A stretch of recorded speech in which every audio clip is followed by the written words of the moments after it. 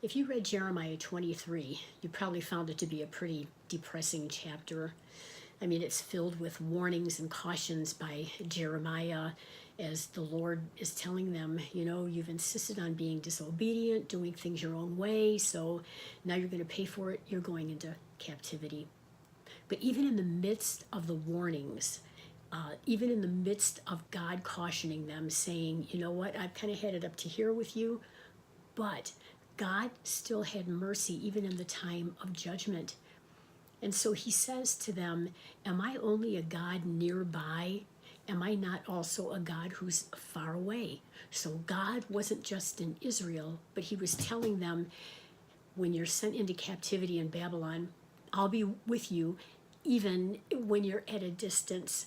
So I love that about God. He's not all anger and judgment, but in the midst of his judgment, he also shows mercy. At the time when Israel was taken captive, they went in 3 waves of captivity. And in the first wave were Daniel, Shadrach, Meshach, and Abednego.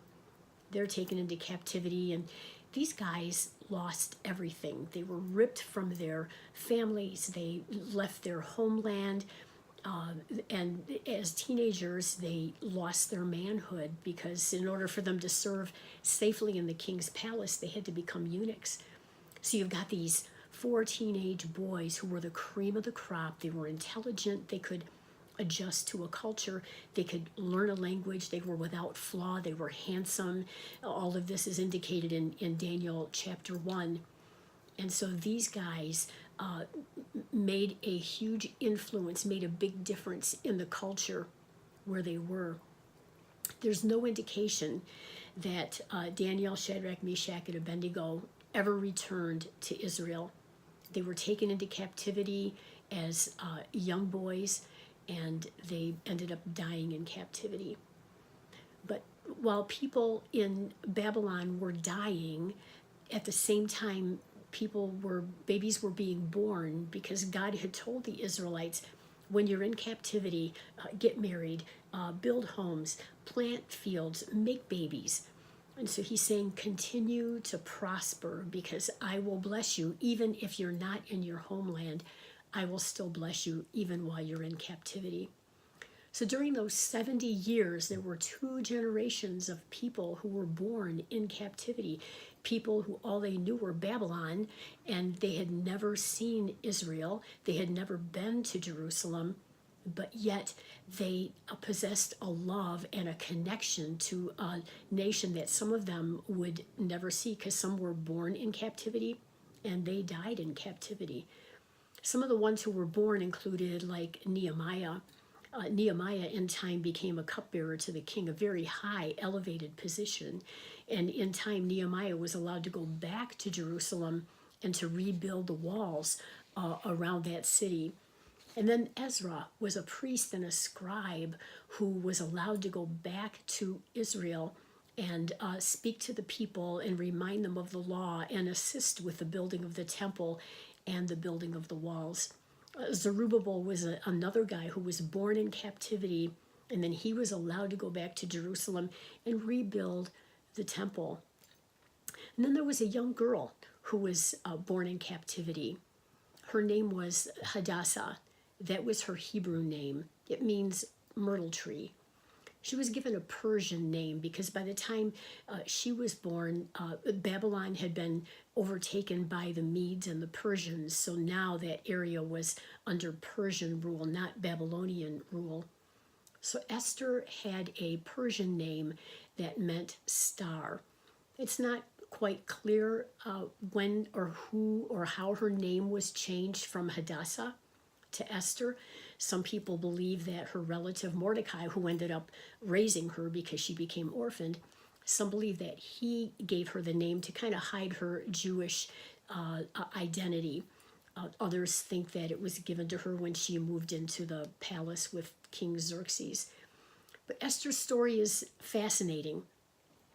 And if you've never read the book of Esther, I encourage you to read it. But if you have, then you're very familiar with the story, how the king of Persia, Xerxes, kind of had an issue with his wife Vashti, because Vashti was a very beautiful woman, and he wanted the queen to come and just kind of show her off and have her perform during a huge banquet that he was having. And Vashti did not want to be put on display. I would imagine with that mentality and the immorality that ran in that area, it probably was going to be a lewd display of his wife. And Vashti just put her foot down and said, I will not do this. Xerxes was angry, just livid with her, because she stood up to him, and he had her banished and never saw her again. She never saw Xerxes again. And in time, Xerxes wanted another queen. So he sent out a decree in the whole area and had every eligible virgin come to the palace. And these women spent months going through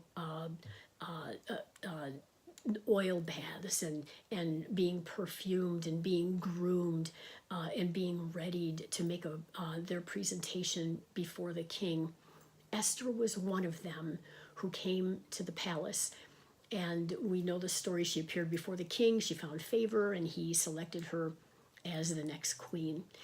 You know, we look at the story of Esther and we think, wow, what a wonderful Cinderella story. You know, the princess found the Prince Charming. Trust me, Xerxes was no Prince Charming. He was a tyrant of a king. He was mean. He was vindictive. He was a dictator. He was much older than Esther, because when she got there, she was just a young teenager. And so here's this older man who could, at the snap of his finger, have somebody's head chopped off and never bat an eye about it. So this was not a love story. It was not a marriage of love at this point. Whether or not they grew to love each other in time, don't know. We don't know the rest of that story. But at this point, Esther now was living in the palace. She was the queen, but she couldn't even appear before her husband unless he raised the scepter and allowed her to come. We know how the story continues, that there was a plot made against the Jewish people, and Mordecai went to Esther and said, look, you got to do something about foiling this plot, or our Jewish population is going to be wiped out. And at that point, Esther had not made herself known as a Jew. And now Mordecai challenges her and says, who knows but what you've been brought to the kingdom for such a time as this. And so Esther did appeal to the king. And in time, she was able to save the entire Jewish population because she took a risk. She was willing to do that. So who in the world would ever name their daughter after a tree? Actually, I think her parents were brilliant when they gave her the name Hadassah. Because you see, when the people were taken into captivity, they were stripped of everything. The Babylonians raided the temple. The Babylonians raided their homes. They probably ripped earrings off the women's ears, took rings and bracelets and anything of value. So by the time they were headed to Babylon, they had nothing. They were stripped of everything. Parents were taken from children, and husbands probably were separated from wives. The only thing the enemy could not take from these Jewish people as they were going into captivity was what they held in their heart. And in the hearts of these Jewish people were three things: the law of Moses, the songs of David, and the words of the prophets. So as Esther's or Hadassah's parents are going into Babylonian captivity, they're reminding themselves the words of the prophet Isaiah. And this is what Isaiah said: I will put in the desert the cedar and the acacia, the myrtle and the olive tree, so that the people may see and know, that they may consider and understand the hand of the Lord has done this, and that the Holy One of Israel has created it. And then he said, this is in Isaiah 55:13, he said, instead of the thorn shall come up the fir tree. Instead of a briar will come the myrtle tree. And this will be for the Lord's renown, for an everlasting sign which will not be destroyed. Even though Hadassah's parents never lived to see these prophecies come to pass, what they did was take the name Hadassah, myrtle, and they placed it almost symbolically in a pendant that they hung around their daughter's neck as a reminder of the prophecy that Isaiah spoke. So what is so significant about the myrtle tree? Well, there are several significant things about it. I'll just mention two. One is that almost every part of the myrtle has a fragrance to it, whether it's the blossom, whether it's the branches, the trunk. There is a sweet fragrance that emits from the myrtle tree. Esther was soaked in oils and perfumes, but the fragrance that she had was more than what was on the outside. There was an internal fragrance about her as well. Paul said in 2 Corinthians 2, thanks be to God, who always leads us in triumphal procession in Christ, and through us spreads everywhere the fragrance of the knowledge of Christ. And then the myrtle tree is unified. If you look closely at a full-grown myrtle tree, which can grow for 100 years and reach 30 feet in height, the trunk of the myrtle tree is not just one trunk, but it's several stalks that fuse together, unified, strong, that make the trunk huge, massive, and firm. Jesus, when he prayed in John 17, said, I in them and you in me, he's talking to the Father, may they, he's talking about the disciples and us, may they be brought to complete unity. Let them be fused together to let the world know that you sent me. Fragrance, unity. The berry of the myrtle tree is delicious and sweet, but it can also be squeezed and used as an ink. The stain from the berry of the myrtle tree is really very difficult to remove.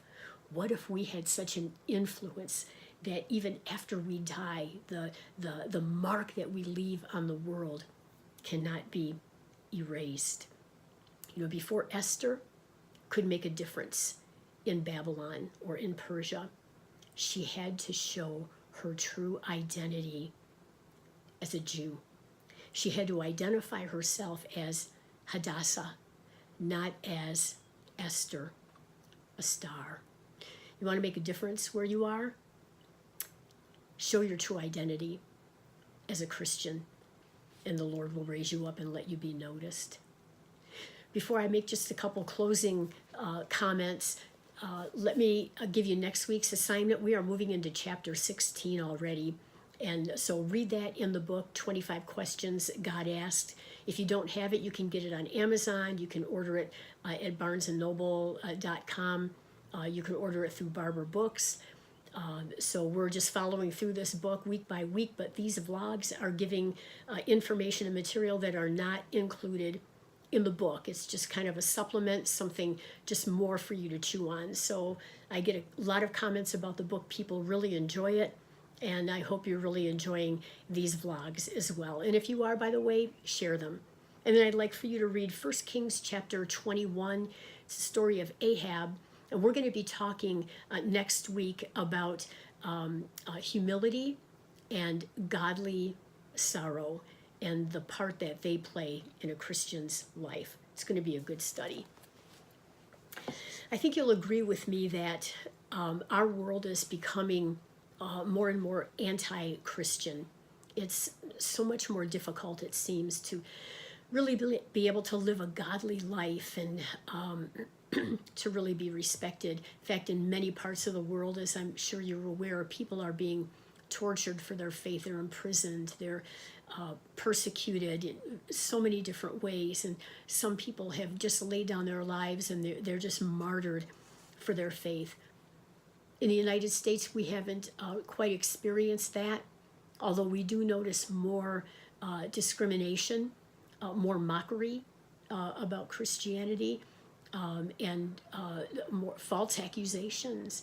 In fact, I think one of the ways that persecution is going to be shown to Christians, especially in the United States, is through false accusations, because people people want to believe a lie, and I think we need to be braced for that.